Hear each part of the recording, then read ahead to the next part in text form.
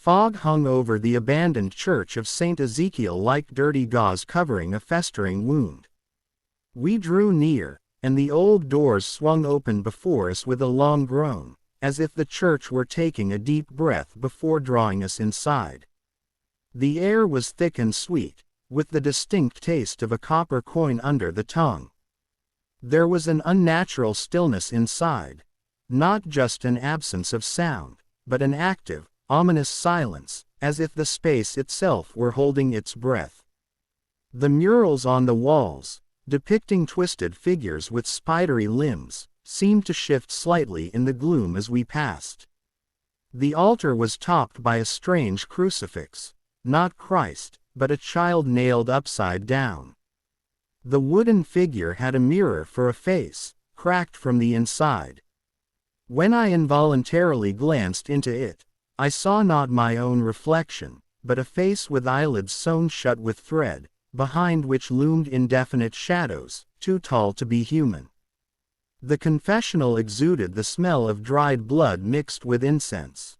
The walls inside were covered with the imprints of small hands, as if someone had been desperately struggling to get out.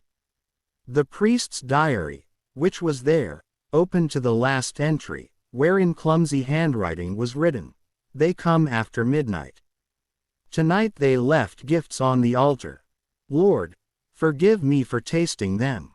The descent into the basement was accompanied by an eerie symphony of creaking steps, as if an invisible companion was deliberately repeating our every step. At the bottom, we were met by 12 oak barrels of sacred water in which children's teeth floated, and carefully hung children's vestments, prepared for a service that would never take place. As midnight struck, the silence was broken by a children's choir singing, Agnus Dei, even though the church was empty. We rushed to the door, but the doors slammed shut with a final click, and a single candle lit itself above the altar.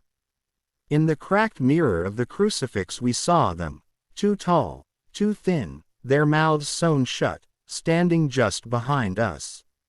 We were found at dawn on the church steps, our clothes inside out, wax on our lips, a note in our pockets, "Thank you for the sacrament. See you on the 13th. When the church burned down a week later, the firemen found 12 empty barrels and a fresh child's handprint in the ashes.